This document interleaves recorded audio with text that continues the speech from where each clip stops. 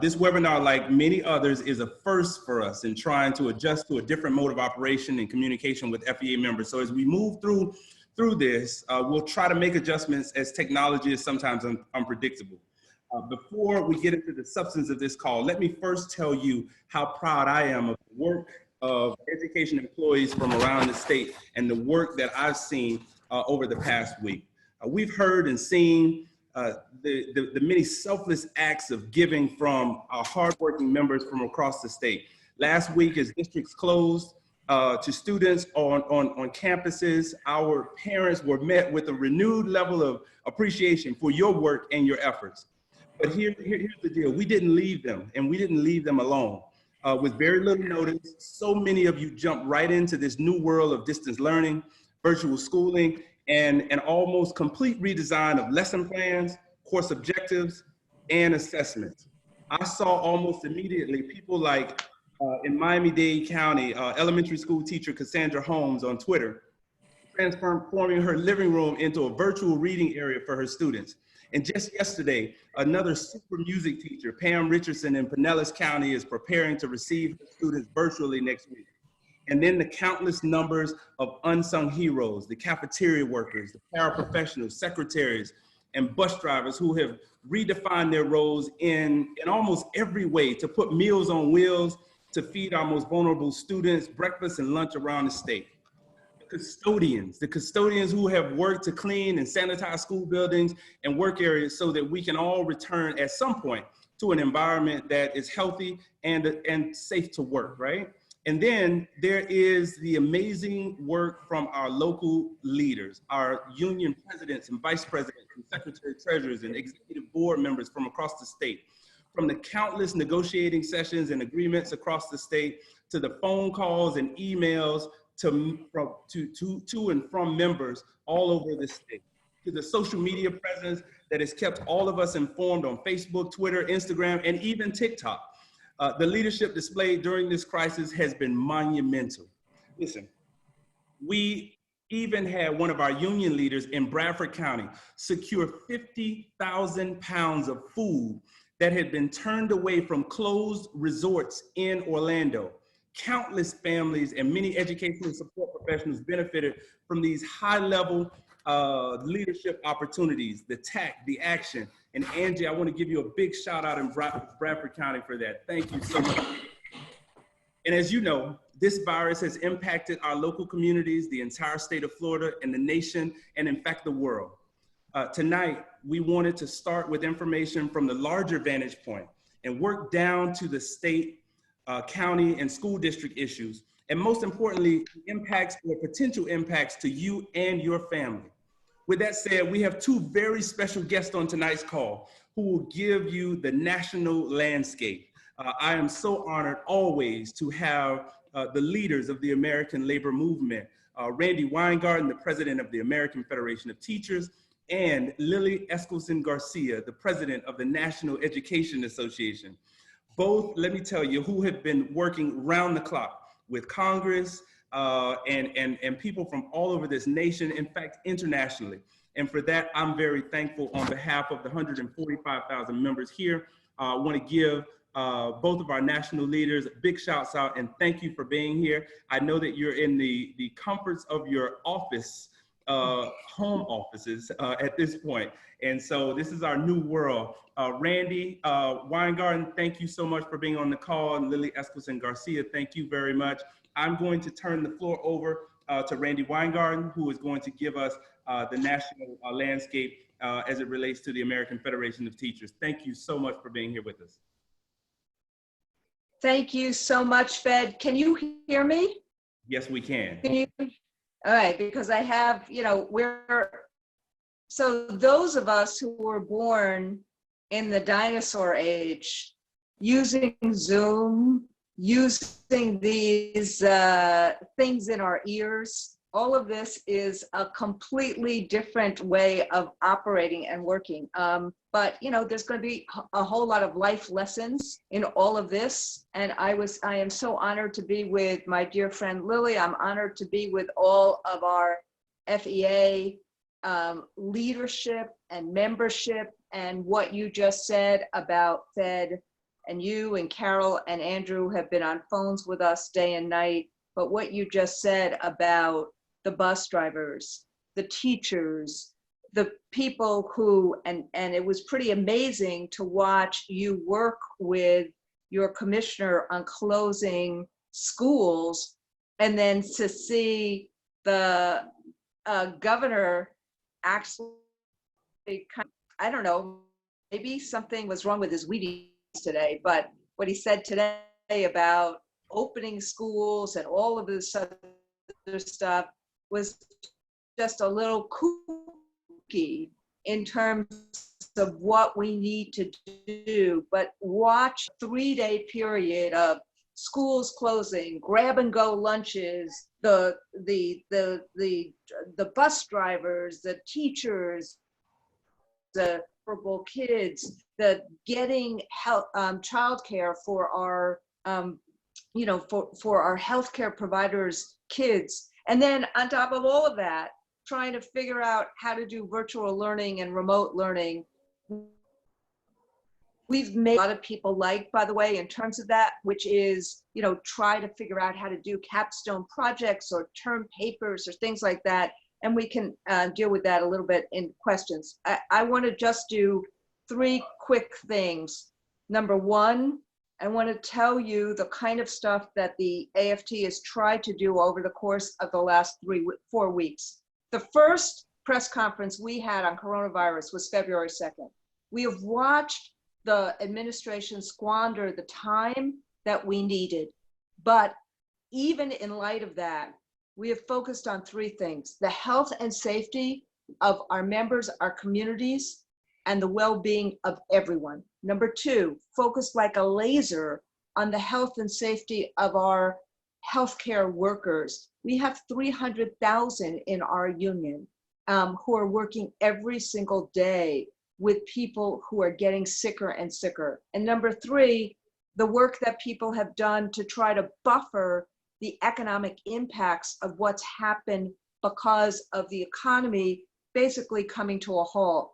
And we have been working with Senator Schumer and others, and I know NEA has as well, to try to make that rescue package about workers and about saving school districts and schools and unemployment, as opposed to doing the work of corporations. And we can talk about that a little bit more. I know staff is on. But I do actually want to just end with a couple of things to say, which is, in this moment of time, the people that we are most focused on are the healthcare workers. And if you look at my Twitter feed at R. Weingarten, you'll see the second piece is a petition to try to get the Defense Production Act opened so we can get more protective equipment for people, so we can get them the masks, the gowns that they need, because all across America, including in Florida, we are running out of these things, and we need to put the pressure on the federal government to get this stuff done. In fact, I have a call with Governor Hogan tomorrow, who is the head of the National Governors Association, to also try to put pressure on him. And I know the 4 unions, meaning NEA, AFSCME, SEIU, and us, are doing something in terms of the trying to put pressure on the Chamber of Commerce. So please, if you would sign the petition that we are doing with Move On from Nurse Donna, who's one of our members, to get ventilators and get this protective equipment. But I end with a prayer for our healthcare workers who are on the front line with all of our other essential workers. And I want to end this way. You all know my wife's a rabbi, but I think that at this moment, just like you started Fed with a prayer, I want to end with a prayer. And that is this: may the one who blessed our ancestors bless all those who put themselves at risk to care for the sick, physicians and nurses and orderlies, technicians and home health aides, EMTs and pharmacists, and bless especially all of you who are on the phone and all those we know who are caring for people all across America. Bless those who navigate the unfolding dangers of the world each day, to tend to those that have sworn to help. Bless them in their coming home and bless them in their going out. erase their fear, sustain them, source of all breath, healer of all things, protect them and restore their hope, strengthen them and restore, and so that they may bring strength. Keep them in health, that they may bring us healing. Help them know again a time when they can breathe without fear. Bless the sacred work of the hands. May the plague pass from among us, and speedily and in all of our days. And let us say amen. Bless all of you. We will get through this together. Thank all of you for the work that you're doing. And thank you, Fed and Carole and Andrew. Listen, Randi, thank you so much for that. It means a lot to me that you took some of your time to be with us, and we appreciate the prayer. For those who don't pray, I ask that you just meditate or think softly about all of us going through these tumultuous times. Thank you for your work. We appreciate your efforts. Listen, I know in the spirit of normalcy, it's a happy anniversary to you today. And so I know that you're having a Zoom party somewhere. Yep. We're having a Zoom anniversary party in a few minutes, so thank you. Fantastic. Listen, we won't hold you on the phone. Thank you so much. We appreciate you being here. Again, happy anniversary. All the best to Sharon. And on behalf of the AFT, we appreciate you being here with us. Okay? Thank you. Thanks, Ben. Right. Take care. Happy anniversary. Thank you, Lil. Thank you. And without further ado, I want to introduce the president, the heartfelt president of the National Education Association, Lily Eskelsen García. Thank you for taking the time. I know that you just came from a conference call, a teletown hall, national teletown hall that we were all a part of here in Florida, and many of our members were also a part of that as well. So thank you very much for having that. We switched right over, and thank you for switching right over, giving us a few minutes of your time to kind of tell us a little bit of the national landscape from the NEA's perspective. Again, here in Florida, let me just say for everybody, we're blessed to be a merged state, and we're proud to be a merged state of the American Federation of Teachers and the National Education Association. And so without further ado, thank you very much, Lily, for being on the phone with us. And thank you, Fed, and your team for your leadership in this. You get it, that you have an advantage having two nationals. Because Randi and I work very well together, and we are always on the same page, especially in national issues. No one has ever dealt with something like this. We cannot say, oh, the last time no, there was no last time. This is new territory, and we hope we never, ever, ever have to do it again. We hope that there are no lessons that we have to learn, because we're going to repeat this. And I had not heard about soft thoughts. I have no soft thoughts for some of the things that we're going through, because they were so preventable. I'm going to talk a little bit about politics here. But I do want to say, and we did have 1,500 people on the last call, a lot of them local presidents or local board members who usually don't have they don't go to a national conference or have a national presence. Some of the things that we'll want to continue is a Zoom call, a conference call with hundreds and hundreds. I'm watching the participant numbers here. You guys, over 700 people on this call right now, saying, give me some good information, because I am a leadership with a circle of influence. And I would love some information. What's going on at the state Fed? Randi and Lily, what's going on the national? And seeing that if you're a local leader, if you are a rank and file member, you've got friends that are going to ask you, do you know what's going on? And you're going to know more than folks that don't answer a call like this. First, let me tell you, the bill that we kind of hoped would have come to pass today on that very, very important stimulus check that would go to a lot of our members, because the way it's written now, and still isn't finalized, they're hoping that they'll get it signed into law by late tonight if possible, but we thought it was late last night, so everybody's like on edge. But it would mean $1,200 for a single person, $2,400 for a couple filing jointly, $500 per child in a family. It would go as a straight check to you, and it would be phased in up until $75,000. If you make $75,000 or more in your paycheck as a single, or $1,500 or $150,000 or more as a couple filing joint, you would get a paycheck. And so that covers a whole lot of our members, and probably 100% of our ESP members. And so to have this stimulus check in their hands is very important to us. But the kinds of things that have already passed, paid sick leave. A lot of our folks do not have a benefit called paid sick leave, family medical sick leave, that would now be required that districts provide for many of our members. And it wouldn't be in lieu of what you might have in your contract, it would be in addition to what you have in your contract. Unemployment insurance, extremely expanded, adding up to 13 weeks, depending on your situation, if you're full-time, part-time.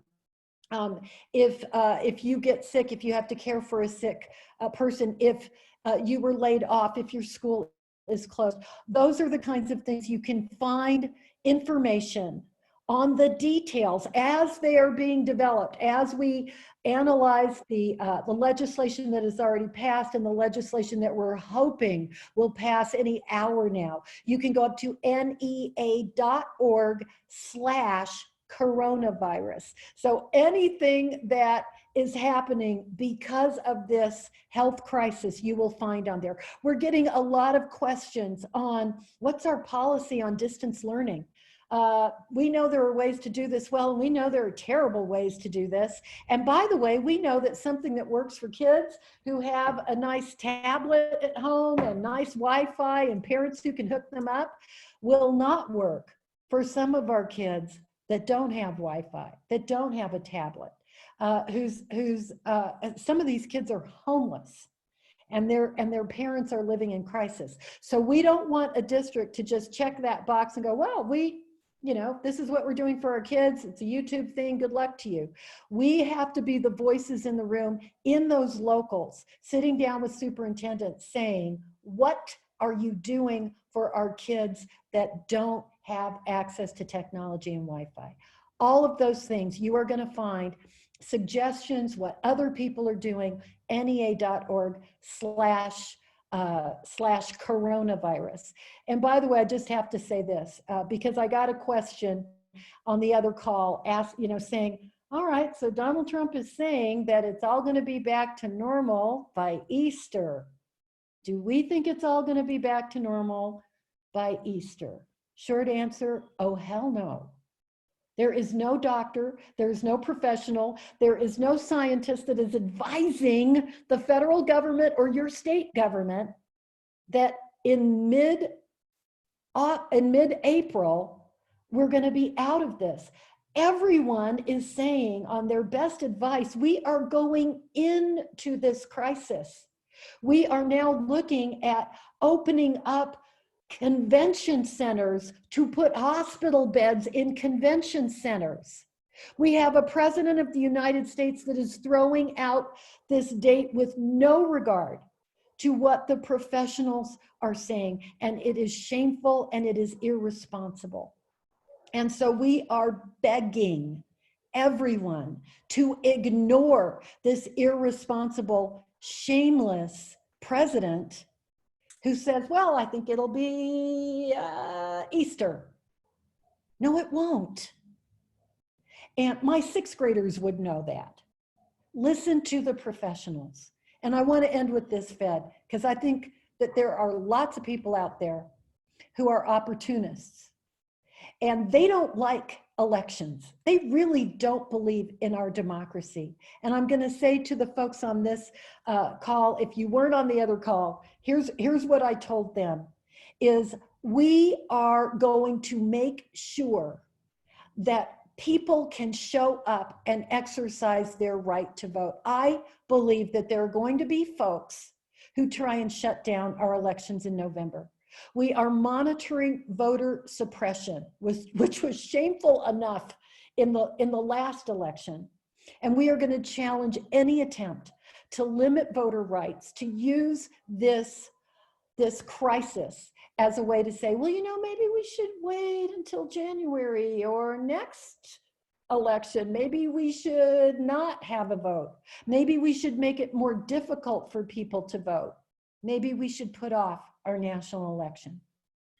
I know that you're in Florida looking at voter suppression. When it happens, you speak out. You know that you've got 2 national affiliates that will come in with any legal help you need, any technical assistance you need to challenge voter suppression. We want to make sure that we, the people, can vote, that we can vote early, that we can vote absentee without restrictions, that we will have a fight on our hands in many places.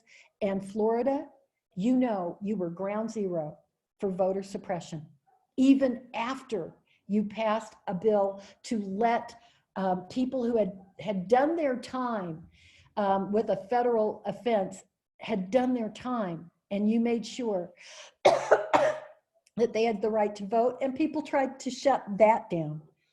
Our democracy and this election have to be protected. And I know that you're going to be there to do that. And I want you to know we're going to be your partners. Yeah. Sorry, it's been a while. No problem. Listen, thank you so much, Lily, for first of all, your fight, your tenacity, and your insight, your comprehensive knowledge about what's going on. And so we appreciate that.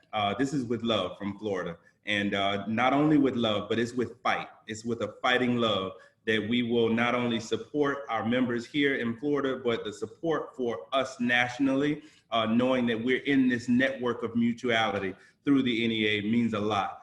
For me, for Andrew, for Carole, all of our leaders around the state. Thank you so much for your time and your efforts. I know you have a million calls as well. And so God bless you and everything that you are doing, not just for the kids and our members and the communities in Florida, but all across this country. We do have a fight on our hands and we are up to it. So thank you all. Take care. Absolutely. And as Lily says, go fight and win. Go fight, win. You take care. Thank you so much. Bye. So thank you all again for hearing the national landscape. We appreciate that. We go to NEA.org/coronavirus for any information for the NEA and any national landscape of business that or issues that you may have. And we're going to ask that you sign on to the petition that Randi Weingarten talked about on moveon.org. We have ascertained that, and we're going to put that out on the FEA Facebook page and the Twitter page tonight. And so we're asking that you sign on to help the work of the AFT in terms of the congressional work that they're doing as well. I want to turn our attention to the stateside issues that we have. We have been guided and focused over the last 12 days by 4 principles. And those 4 principles are health and safety of our students. That is number 1, the health and safety of our students. We believe that the right decision was made to close schools and to take a look at opening schools to students on April 15th. But again, we believe that we should be guided by science. We should be guided by the CDC. We should be guided by the state regulatory agencies over healthcare, not by political processes. And so we are holding firm not only to April 15th, but we're looking into the future for that. Carole will talk about that in just a few minutes. Number 2, our health and safety of all employees. Listen, of course, we want our educators to be safe, but we all know that public education takes a village. It's the custodian, the secretary, paraprofessional, the bus driver, the cafeteria workers, and all those folks who help our systems go. And so we want the health and safety of all employees to be job number 1 for our administrators as they ask us to continue our work efforts and ask us to continue to educate students, we have to have the health and safety of those who take care of those students every day. Number three, the continuous education of our students. And that also includes food service, because as you all know, food service has become job number one over the last 12 days to feed children and educate children in the same breath. And so again, as I mentioned earlier, you all jumped in with 2 feet with distance learning and remote learning styles and lesson plans, and you've done that. Andrew's going to expound on that just a little bit as we move forward in the conversation. And then finally, and one is, it really is most important, the short-term and long-term economic impacts of the coronavirus. What is happening? What is happening with payroll? What is happening with people working and getting paid? Are we going to go to the end of the school year? Is money going to be taken? Is money going to be given? And so we're going to talk a little bit about that just for the few moments that we have left. I'm going to turn over the call to Carole and let her talk about our principle number one, which is the health and safety of our students. So, and thank you, Fed, very much. This is a first of its kind for us, and so I'm going to work my way through it. But what I really want to talk about is for support as an education staff professional. Our concern is, what do we do? Our teachers have plans, they do lesson plans, they've got all that, but what do we do? And so across the state, we are finding new ways of communicating with our students, with our coworkers. And so you may be asked, if you're a clerk or a para, to put packets together to help the school get packets to students. Drivers are delivering food across their county, getting breakfast and lunch to children who can't get to their schools to pick up those items. They're also dropping off those packets. But what we want to encourage is the safety of all of us doing that. And so how do we do that in each of the schools that we work in? And especially for someone who's never used a chemical, who may be asked to clean, you're a clerk or an extended day aide, and now you're being asked to help sanitize a building. Well, we need to do that with safety first and foremost. We want to make sure that you've got the training so you know what chemicals you're using, that your health, you can do that with your health being, if you're asthmatic or if you're allergic to something. All of these things need to be worked out. And I know our leaders, our fearless leaders across this state, are meeting with superintendents, and they're meeting with HR, making sure that those safety areas are first and foremost talked about so that no one is harmed coming back into a building. We're setting up scheduling so that if you are required to go back into your school buildings, that you are on a time basis. You set up a genie list, making sure that there's a time and a place in which you can be in the building that will not go against CDC guidelines, and that these are adhered to, regardless if we do this till the 15th of April or to the end of the school year, because we don't have those answers how long we're going to be out. Some of our paras that are tech savvy are certainly going to be asked to help support instruction for the teacher and being online and answering questions for children who have never worked from home on a laptop or on an iPad or a Chromebook. And these are all new things for everybody. Food service is certainly going to be busy. They're going to be in cooking breakfast and lunches and getting those things out to bus drivers and to parent pickup lines. And so there will be a lot of, I think we heard it earlier on the NEA call, gloves will be handed out so that there's no cross contamination. But these are all uncharted waters. And so another thing, the training, this is a perfect time for our districts to listen.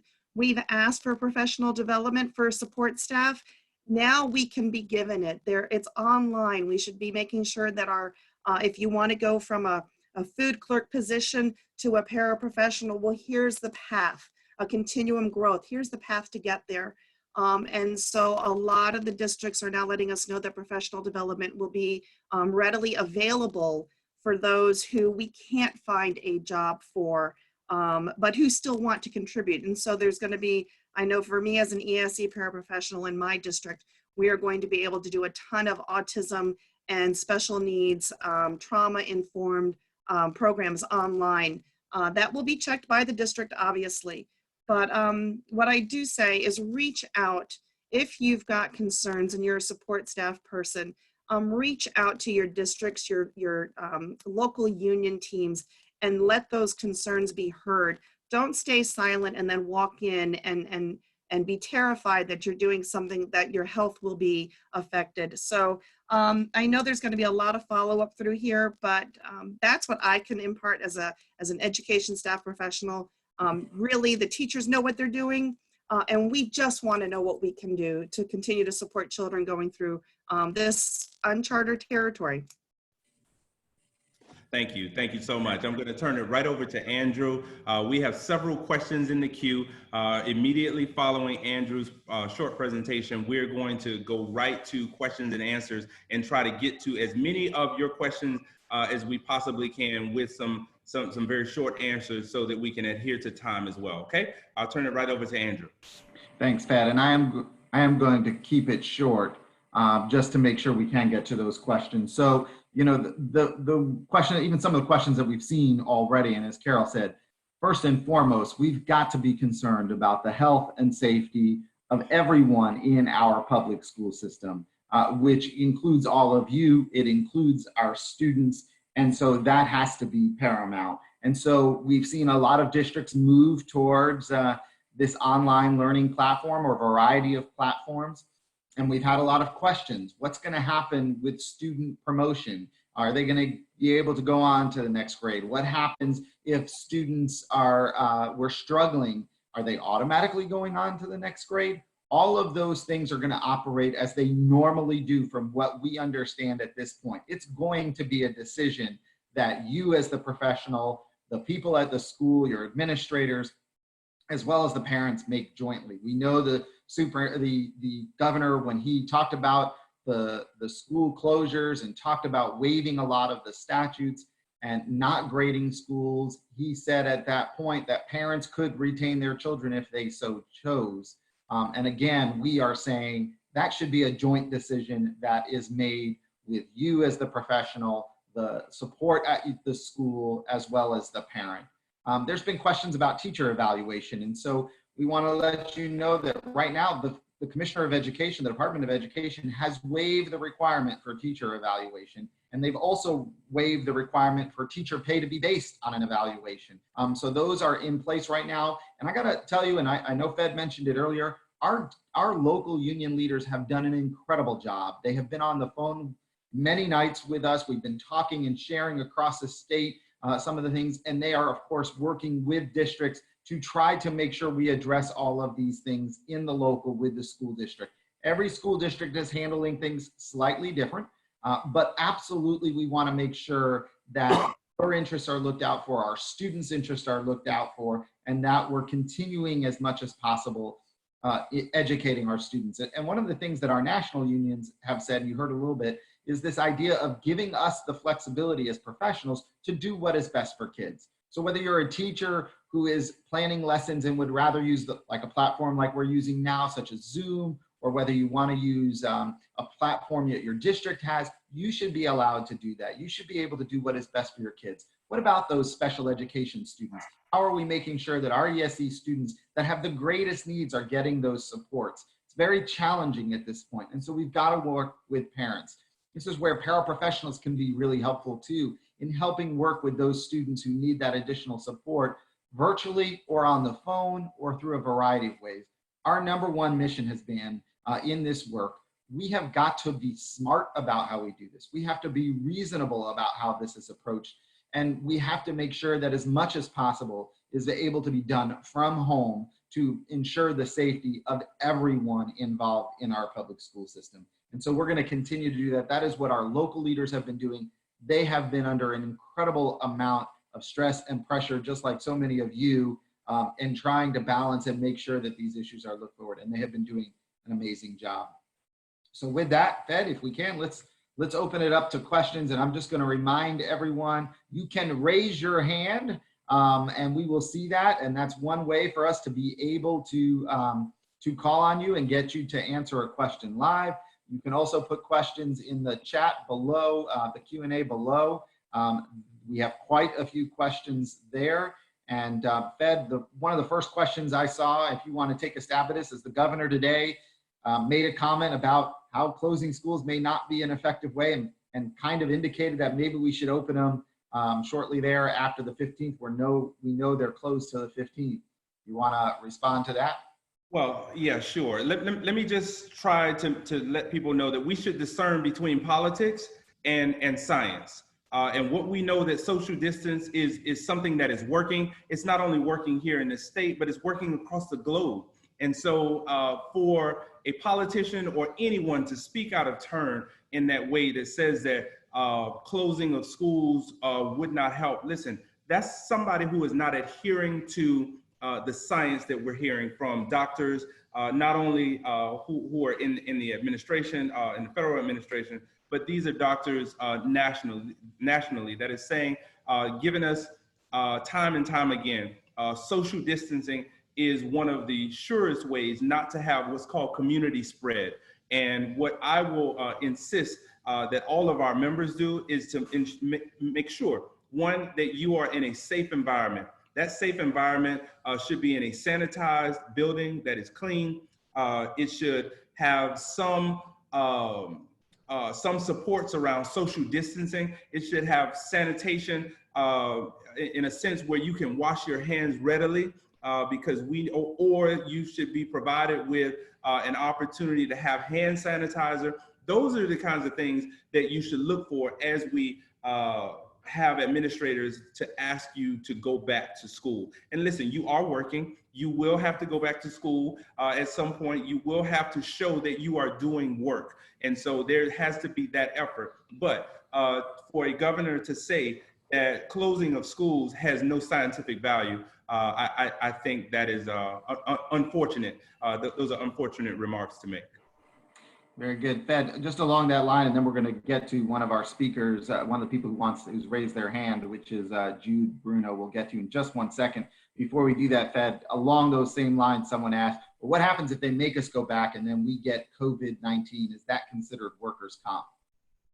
Is it considered workers' comp? So what we're asking people to do is, when you go back to school, first of all, make sure that you're in a safe environment. If you happen to contract COVID-19, you need to do like any other situation. You would have to report that to your administrator. I do not believe that it is workers' comp at this point. I believe you would have to take sick days. But again, you heard our national leaders saying that they're trying to get most of any person who has contracted the virus covered through these federal days that are coming. That has not been signed into law yet, but we certainly think that something is coming soon. And hopefully. Very good. And Fed, I'll just add to that, we also have in statute what we call illness in the line of duty, and we think that may apply as well. So in addition to those federal days Fed just mentioned, there could also be illness in the line of duty days that's covered in statute as well.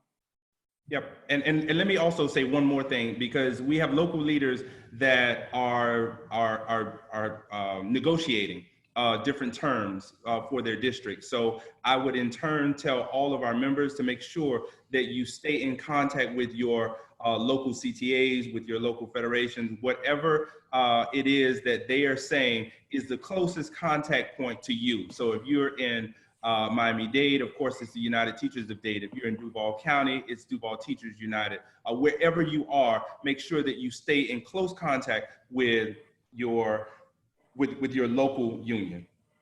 So we're going to go to one of the live calls, one of the live questions here, and it looks like Ashley Parino. We're going to release you to talk. I think Anthony's going to do that.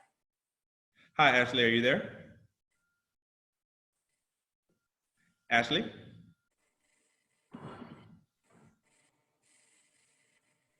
Maybe we're having... Unmute yourself. Can you hear me? Hey, we can hear you, Ashley. How are you? I'm good. How are you? I'm doing fantastic. I don't believe that I had a question. It was more of a statement.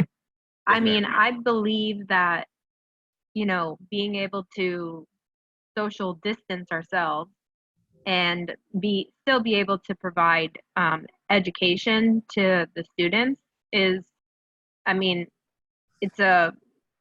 no one loses in that situation. We're safe. The kids are safe. The faculty are safe. And I mean, we're still doing what we need to do. We're teaching our children still, and there's multiple personnel that can contribute to helping, you know, the students one-on-one and things like that. I think this is a great way, you know, because putting people all together is what's going to spread it even more. Yeah, that's correct. And thank you so much, Ashley, for your comments. What we are really referring to, there are administrators who are asking teachers to come back to work and convene department meetings, and they're convening staff meetings. And those are not things that are conducive to the CDC regulations or the healthcare professionals that we hear. And so that's what we're really eyeing and guarding. Again, people will work, and we have to educate our students, and that is first and foremost priority. But 1A for us is to make sure of the health and safety of the folks that take care of kids every day. And so they should not be in groups, you know, that are bigger than 10. They should have social distancing guidelines throughout. They should have sanitation stations around the school where people can actively wash their hands all the time. And some of those things we're not seeing. Great, thanks, Fed. Carole, I'm going to let you take this next question off the chat here because it's specific about ESE, and since you were a paraprofessional in the ESE classroom, this question is a concern about the additional support needed for our intellectually disabled students who cannot have direct instruction by sitting in front of a computer. So what are some of the thoughts that you have on that? This is one of the hardest fields. One, to find someone to work in. ESE paraprofessionals are an integral part to the classroom with ESE students. This is going to be based on district and what the district has available, working with the neediest of children, whether it's going to be online, which we hope it can be, or in a very small setting. But the paras at this time, working closely with their teachers. I know what we would be doing at my elementary school, and I worked with emotional behavioral disabled children who don't always sit very well in a classroom, just even beside their classmates or one-on-one with a para. It's going to be the constant contact and working with parents, and that's going to be the biggest challenge because trying to get everyone coordinated, the teacher, the para, the student, and the parent, is going to take a lot of individualized effort on the part of the district and the school. And I would say make sure you reach out to your local leader to specifically find out what they're doing for our special needs children. They need the services in the schools of your speech pathologist, your PTs, your OTs, and that's going to be a challenge. And I don't honestly know if the state has come up with a plan or if there's a district out there that has come up with the best plan because our children all have different needs. So it's a great question, and I'd say reach out to your local leader and the ESE departments within your district to get your district answer. Thanks, Carole. So let's go back to a live call. Jonathan, you are going to be next. Jonathan. Hey, Jonathan, are you there? Hi. Okay, can you hear me now? Yeah, Jonathan, tell us where you're from. Hey, anyway, my name is Jonathan Schuman. I'm with Brevard County Federation of Teachers. And my question is this. First of all, I'm a bioscientist educator, so I know a lot about biological systems. I know about viruses too, and I know they mutate. I know they change their structures, okay, which of course a vaccine is dependent upon when they finally come up with one. The longer we take to get this done, the more opportunity we have for this thing to switch out on us. So I'm really concerned about about allowing any opportunity for this thing to take hold in the community and extend its duration in the community. So we have to continue to put up a fight against them opening up the doors too early and allowing that virus the opportunity to infect our kids and ourselves. I'm also a caregiver. My wife's a 4-time cancer survivor. I'm going to get sick and have a hard time with this virus if that should ever happen. She will obviously die, and I can't allow that virus to go home. So anyway, I'm wondering, the question is, what have you done to set up a system or whatever in motion to get the contacts, to get the support in media, etc., and from our political allies to put up a front against anybody that tries from the top to open things up prematurely? Well, thank you for that, Jonathan. We appreciate you so much. So there's a couple different avenues that we have taken. Obviously, you heard from our national officers, and so they are fighting this on a national front in terms of school closures, in terms of ensuring that our high-level politicians, like our governors, our commissioners of education or commissioners of instructional education in other states, ensuring that they're led by science. That's a hard lift in many cases because some of our folks are led by politics. And so we're having to fight on two fronts. One is the national landscape, and you know, everybody on this call has watched television and knows the back and forth. We have certain people who say they want the country open in the next 10 days or 12 days, which I think is certainly not looking at what is actually happening with the escalation of what we see in the coronavirus. So statewide, we are in constant contact with the Florida DOE. We have stated all of our points. We have people who are talking to not only the commissioner, but those around the commissioner of education. And we're also talking with our stateside politicians, from our US senators all the way down to our state representatives and inclusive of our county officials. All of these political folks are going to be important in pushing this decision to keep our schools closed until we find a rational decision that is guided and led by the science community and the healthcare community, in which we can open up schools and do it in a practical way where people are safe, where we're not adding to community spread, and where people can still adhere to the CDC requirements of hand washing and social distancing. So thank you very much. It's going to be a fight. It's going to be a fight to keep schools closed for a rational time. They're not going to give us anything. And so, but we're here working in Tallahassee, working all across the state and talking to you.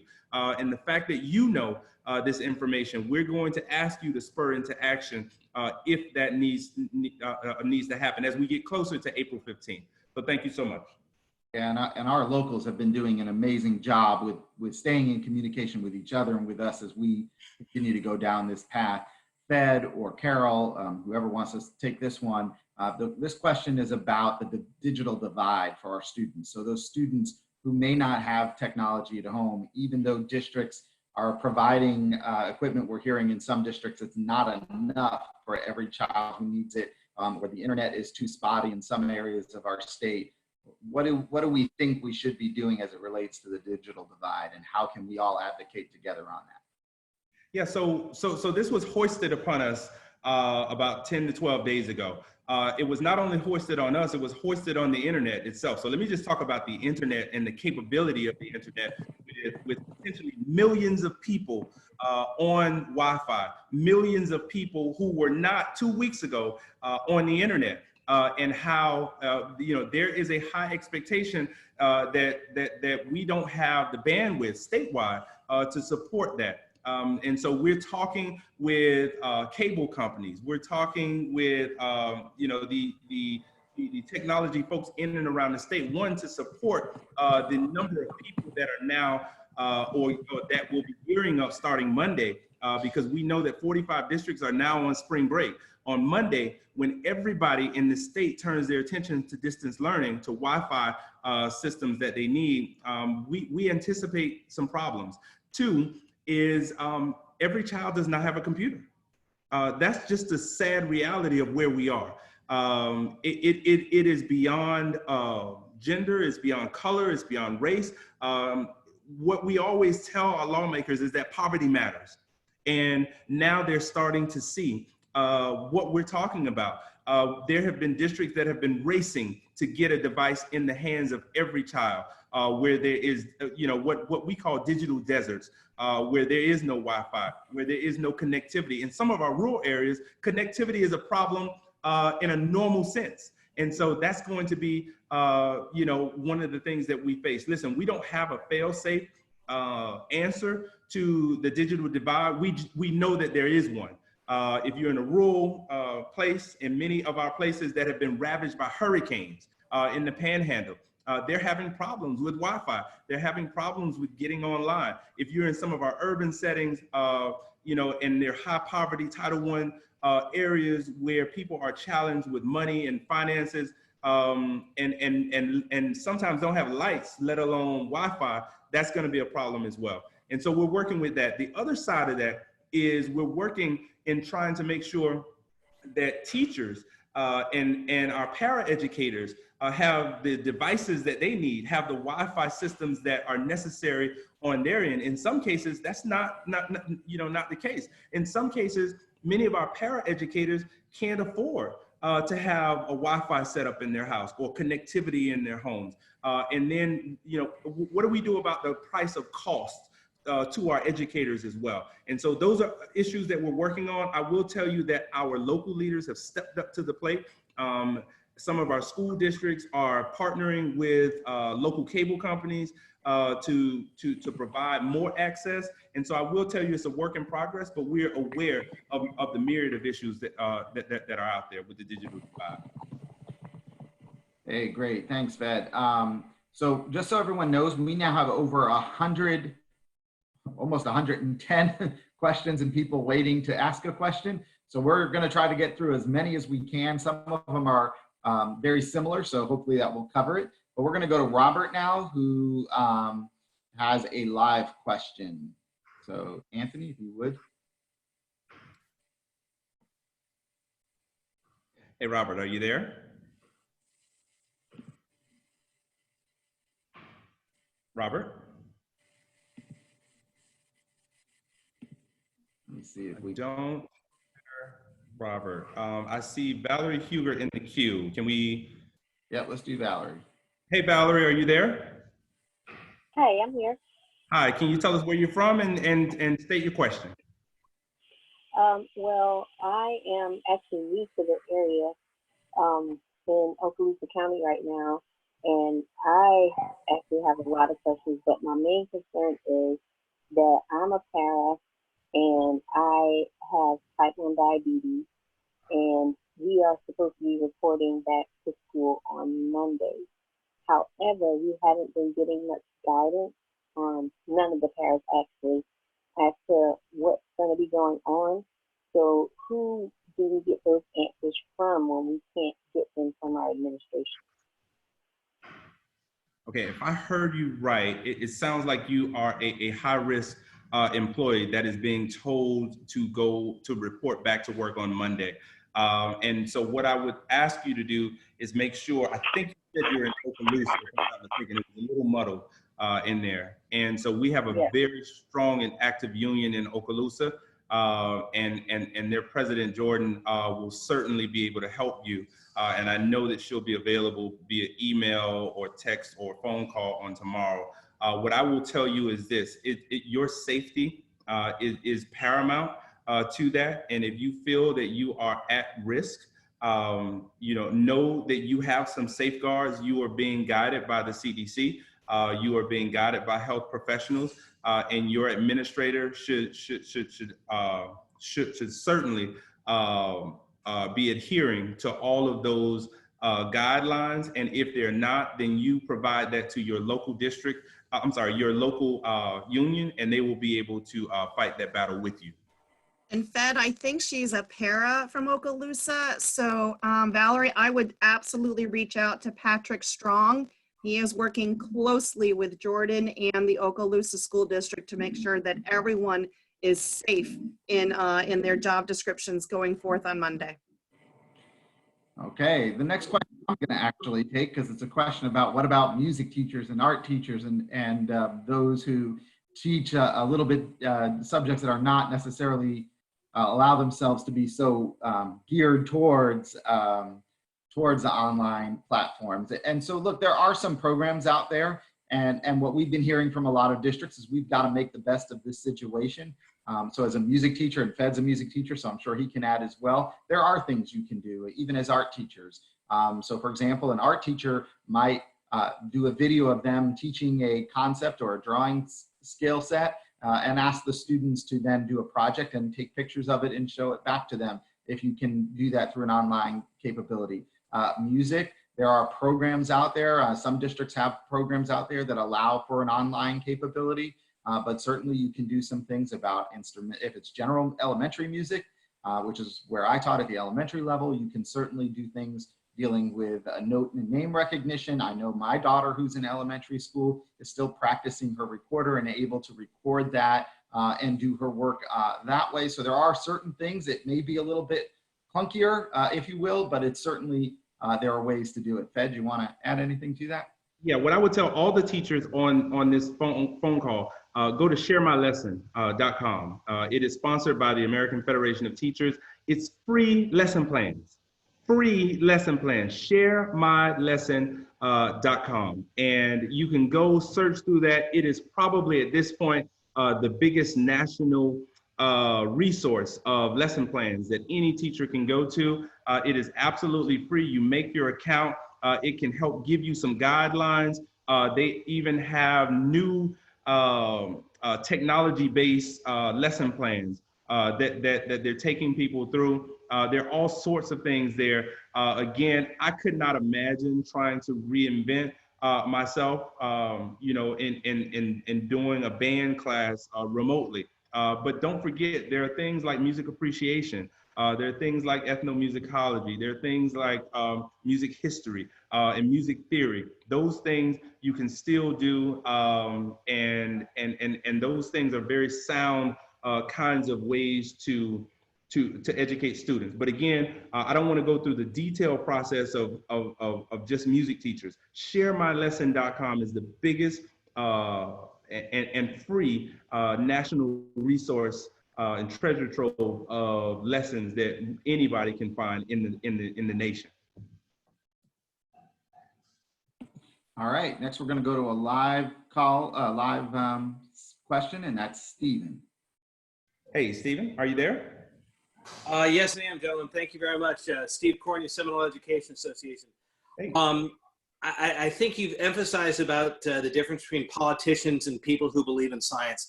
And right now, if you look across the state, you've got the governor saying he thinks that we should go back as soon as possible. You've also got some counties locally, Osceola and Orange, in which their local mayors have just issued a stay-at-home order. Ultimately, if it comes down to it, who is going to have the final authority to open the schools? Will it be the county? Will it be the school board of the county? Will it be the superintendents? And if my members feel unsafe about going back, if they don't feel that the schools are practicing proper safe distancing, that they don't feel the opportunities for hand washing are in place, what right do they have to say, no, I don't feel safe. I'm not coming in until you guarantee me a safe workplace that we won't be participating in the spread of the virus? So I'm going to take part of that, and I know Andrew will take the other part of that. The ultimate authority in our school system, as it relates to public schools, is the governor. The governor can, as he did earlier this month, close schools. He can close schools for students. He can waive instructional days or time. He does that through the office of the Commissioner of Education and the Florida Department of Education. And so that is the ultimate authority. Although your superintendents and your school board members have lots of authority as to the mechanics and the work of the school district. And so, Andrew, do you want to expound upon the second part of his question? I didn't, honestly, Fed, I was reading another question, so I didn't hear it. Oh, no problem at all. And so I believe what he was talking about was what rights does one actually have to actually say no if I'm not, if I don't feel secure with a working condition that is maybe either not sanitary or doesn't or my administrator is trying to put me in a room with more than 10 people. What rights does a person have?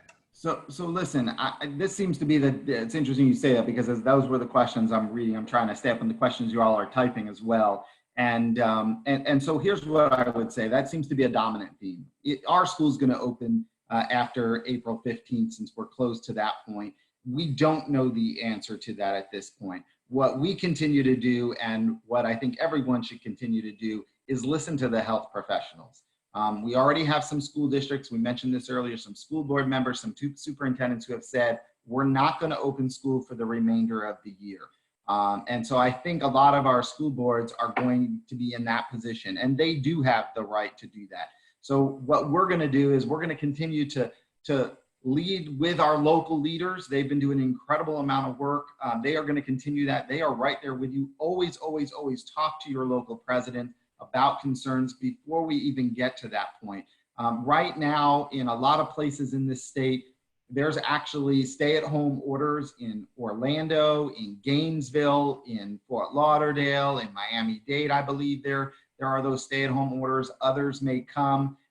So in those cases, you shouldn't be going to the school. Many of these schools and a lot of our local leaders worked extremely hard in a lot of our districts to make sure that you only had to go in if you needed to get materials, and that they're looking at ways to make sure that everyone is working from home as much as possible. There may be some things that can't be done from home.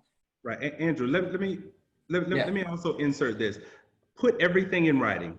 Yes. Put everything in writing. If you have a pre-existing condition, you need to make sure that your administrator knows that, and you put it in writing. And then when your administrator gives you a response back, a proper response to your administrator would be to regurgitate whatever they told you in an email. Let me understand, Mr. Administrator or Mrs. Administrator, this is what you told me. Because I am a person who is susceptible because of my age or because of pre-existing conditions or because I take care of my elderly mother at home, you're asking me to still go into a faculty meeting. I want to make sure that that is the understanding that I have from you. So you have to give your local union and the Florida Education Association something to work with.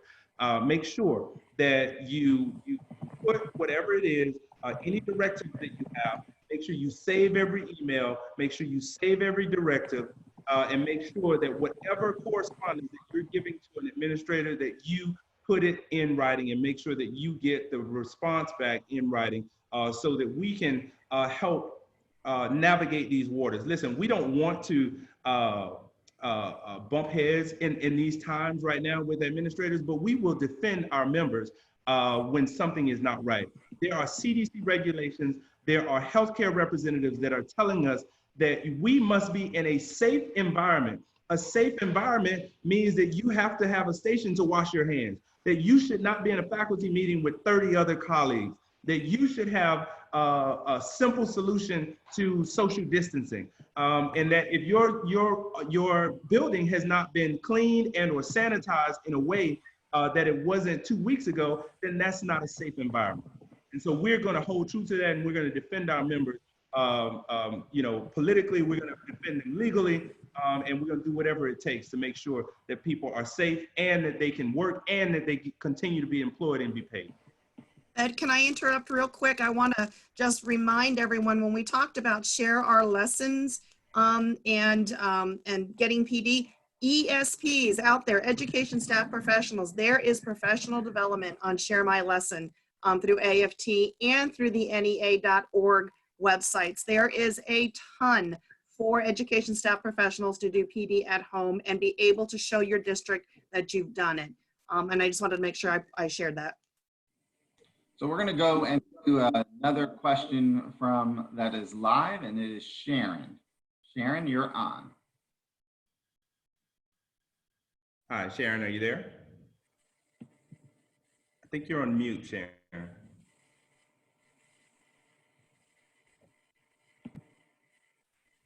Sharon, are you there? Trying to get her unmuted, but it's not working. If you hit the unmute button, which is on the lower left-hand corner of your square. Okay, I think we got to move on, Andrew. Yep.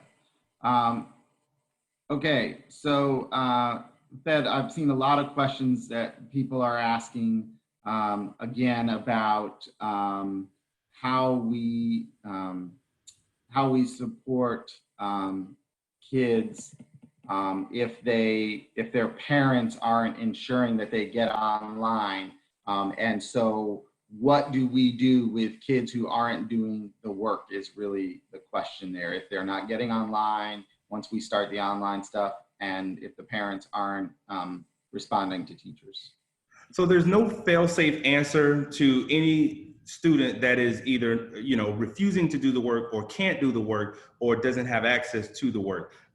This is uncharted territory. And so I would ask that you really work very closely with administrators, know what the situations are to the best of your ability. If a kid is refusing to do the work, or if a kid doesn't have a computer, those are two different circumstances. And at some point, we're going to have to make some very valued teacher judgments. And this is something that we ask to have all the time. And so I'll answer another question while I'm answering this question, so that all tests, all high stakes tests from this point in the year have been canceled. They've been canceled by order of the governor and have been enacted by the Commissioner of Education. And so we have all the documentation to show that. You can find that on feaweb.org.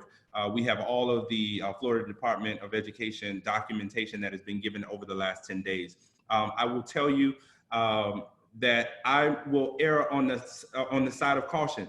There is not a fail-safe way to do that, but you're going to have to make sure that you communicate telephonically, as we always do with our parents, to see what's going on with the student. And this is going to require you to keep a log, a phone log. You keep evaluative tools on whatever platform your district is using. So we found out recently that there are a multitude of platforms that you could use, everything from Zoom to Microsoft Teams, to Blackboard, to Canvas. There are many of these platforms. And so just like you do for any other student in any other place, you're going to have to document. You're going to have to make sure that you can show or not student work. You're going to have to make sure that you have a phone log and treat that student as though they were in class, with the exception of those students who simply don't have the resource tool to actually get the work done.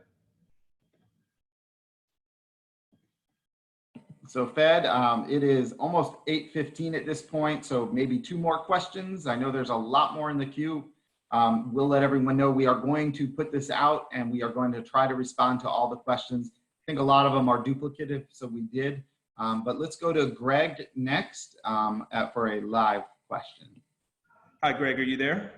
Yep, I'm here. This is Greg Garris from Osceola County. Hey, Greg.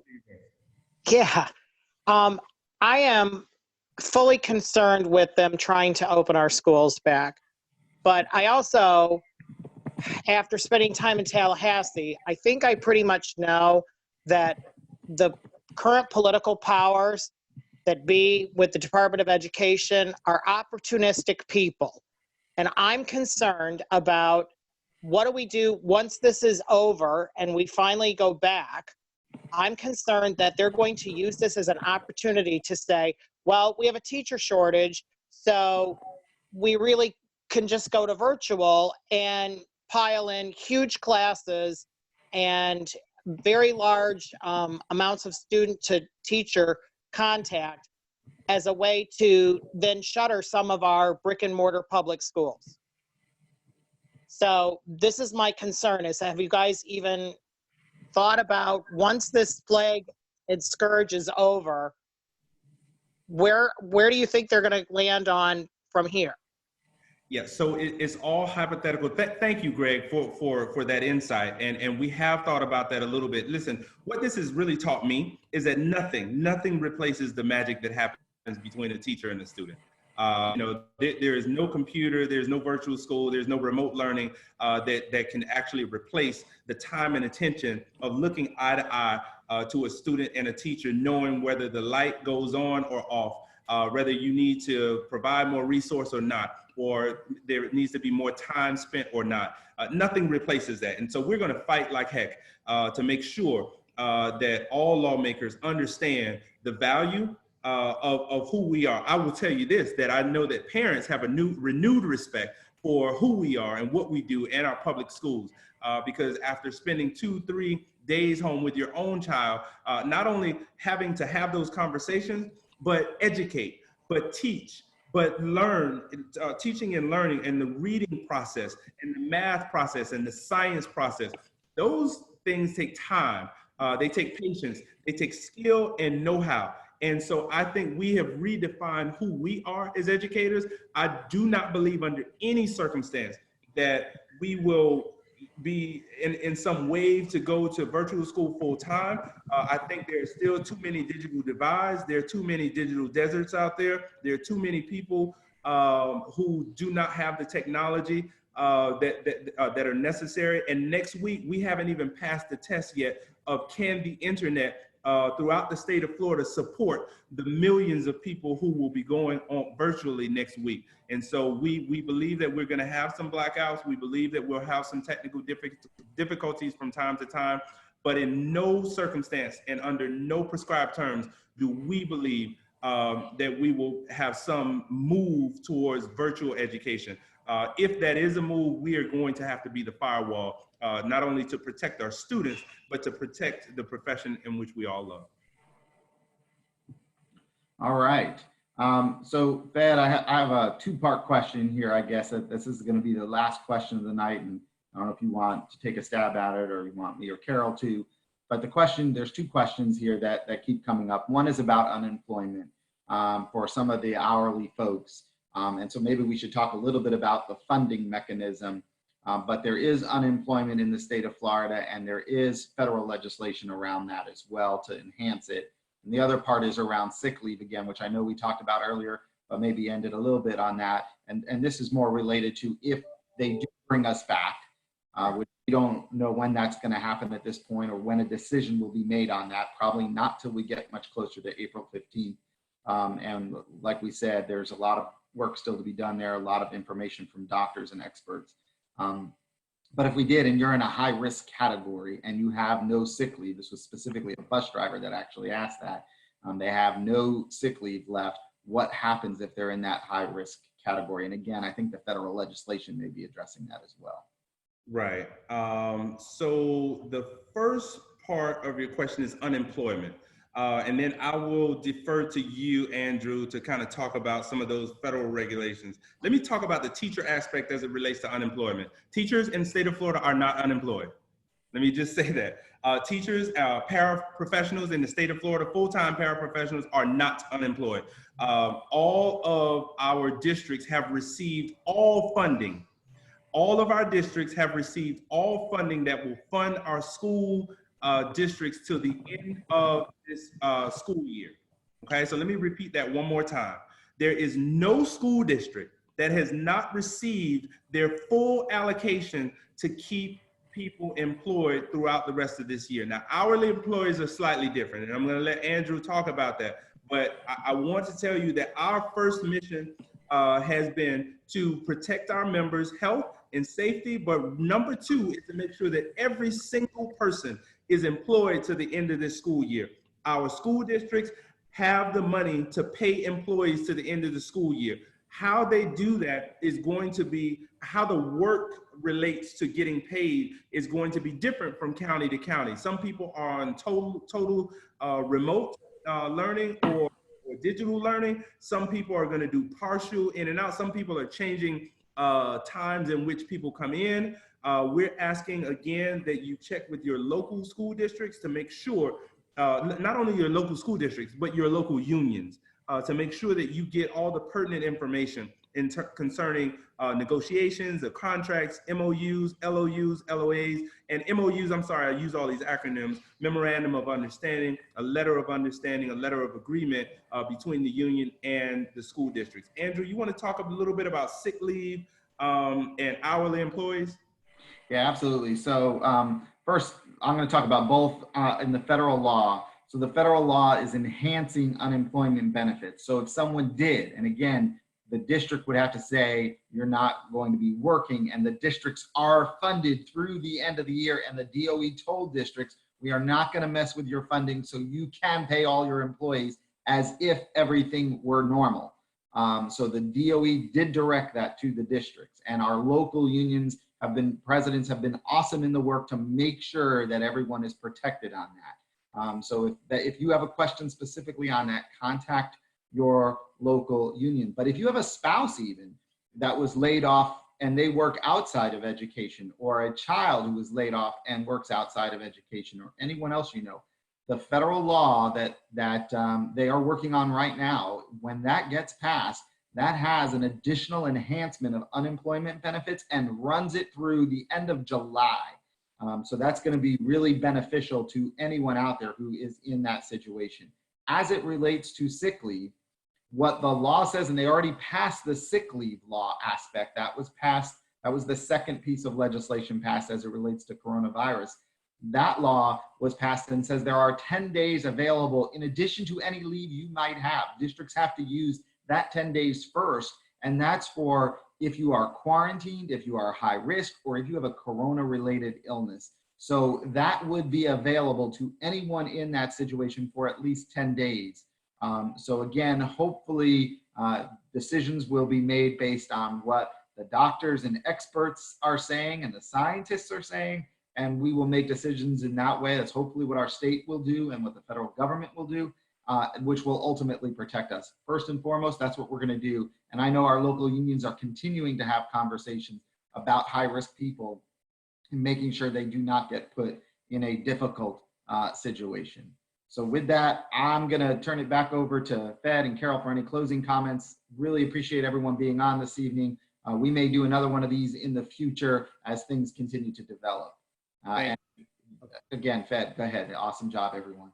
No problem. Thank you. Carole, I'll let you make some parting comments, and then I'll make some final statements.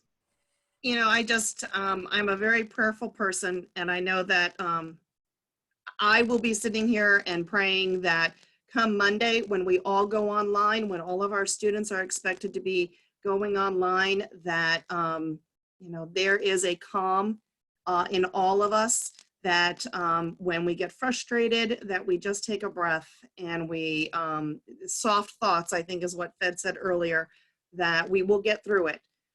We will get through this, and it will look different. It will be different for many of us as education staff professionals, but I know we've got it.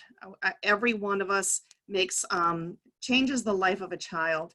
And it's going to be a little different how we change that life in the next couple of weeks, but we're going to make a difference. And listen, our parents are going to be in there with us, our administrators, we'll drag them along with us because we know what we do. We know what to do. We're educators. We know it. We've got it. And so I'm wishing you all the very best. Take care of yourselves. Take care of your families, and just take a breath. Thank you so much. And listen, I want to just end by saying this. There is hope. We're going to be okay. We are in the greatest country on this planet. There is no place that I'd rather be rather than in my home state, my hometown, where I was born, where I was educated, where I've worked all my life. This is a time, and we have been put here for such a time as this. In fact, we're in a union, and I want to remind everybody on this call, we as unionists have always found ourselves in a time of crisis. We have always found the best of whom we are in a time of controversy, in a time that we had to fight for each other. I'm reminded in 1929 with the Great Depression. It was the American labor movement. People who just worked every day that were trying to pay bills. People talk a lot about World War II and the manufacturing that we did. Those were union folks who did that, who built planes, who built trains, who built cars, and who educated our folks. Those were all UAW folks. Those were Teamsters. Those were construction workers. Those were people who said, you know what, we are not going to allow this to fail. Teachers do not fail. Unions do not fail. And so I'm asking each and every one of you to look after each other. Ensure that when we fight together. We're not fighting each other. We cannot become enemies to ourselves. There's an old African adage that says, if there's no enemy within, the outside can do us no harm. And so I'm asking you all to redefine, as you have, not only our classrooms, not only the way that we educate students, but redefine our attitudes about getting through this. I pray and I believe in God, and I respect people who don't, and I respect all of the differences that we have. And so with everything that I have, I am asking you to make sure that we hold our public schools as the crown jewels that they are. They saved my life. And I say that all over this country because I mean that. It's teachers like you.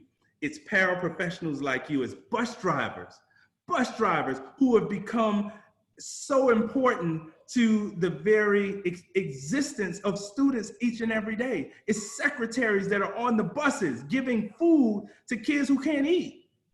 That's who we are. That's what we do. And so thank you all for being on this call. We're gonna fight. We're gonna fight back. Don't take misinformation. Don't be discouraged by what you hear on TV, even if it's coming from the highest offices in the land. Don't be discouraged by what's going on. We are better than that. We are better than that, and we always find truth in truth. And so we're gonna do that. We're gonna teach our students to the best of our ability. We're gonna get to the end of the school year. We're gonna prepare over the summer, and we're gonna start our school year like we always do. That's what we do as educators. And as unionists, we fight, and we fight like hell. And it will be a long time before we give up anything and any rights towards anybody. Every single member of the Florida education is important. That means you. We're talking to you. And so thank you all very much. We appreciate every parent, every business person that is supporting us, every politician that is supporting us. For those who do not, we will make sure and we will ensure that we will always remember, because we still will vote, because that is the key to making and ensuring that every student and every classroom and every public school has what they need. Thank y'all very much. We appreciate you. See you soon. Good night, everyone.